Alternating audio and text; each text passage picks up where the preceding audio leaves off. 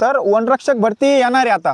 तर वनरक्षक भरतीसाठी जे मुलं मुली जे प्रॅक्टिस करत आहे ना, त्यांसाठी आज एक स्पेशल व्हिडिओ बनवला मी आणि ते एक गोष्ट क्लिअर सांगणार आहे ती, जेणेकरून मुली पहिले काय करत होत्या, पोलीस भरतीची प्रॅक्टिस करत होते, मुलं पण तेच करत होते।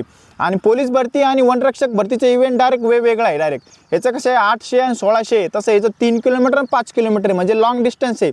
म्हणजे शॉर्ट डिस्टन्सला प्रॅक्टिस काही वेगळी असते, लॉंग डिस्टन्सला वेगळी असते। तर असा प्रॅक्टिस आहे।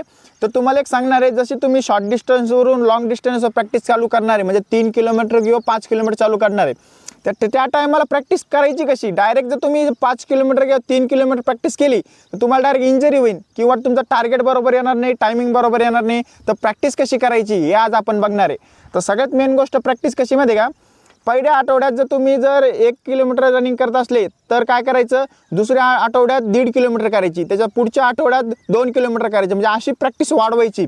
डायरेक्ट जर तुम्ही वाढवली तर इंजरी व्हायचे चान्सेस जास्त राहते आणि तुम्हाला तुमचा परफॉर्मन्स तर येणार नाही, पण मेजर इंजरी होऊन जाईल तुम्हाला।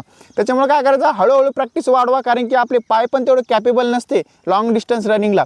म्हणजे कसं आहे, तुमचं 2 कामं होते, एक तर तुमचा इंड्युरन्स पण हळूहळू वाढन, हळूहळू तुम्ही रनिंग वाढवल्यावर त्याच्यानंतर तुमची बॉडीची मसल पण तुमची स्ट्रेंथ पॉवर वाढते आणि तुमचा स्टॅमिना आणि तुमची जी भीती असती ना लॉंग रनिंगची 5 किलोमीटर 3 किलोमीटरची, ही पण क्लिअर होऊन जाती। तर अशी टेक्निक फॉलो करा, जेणेकरून तुम्ही सेफ राहशाल, इंजरी पण होणार नाही तुमचा आणि तुमचा इव्हेंट पण एकदम परफेक्ट होऊन जाईल। तर तुम्हाला जर 5 किलोमीटर किंवा 3 किलोमीटरचा वर्कआउट शेड्यूल लागत असला तर तुम्ही नक्की कमेंट करा।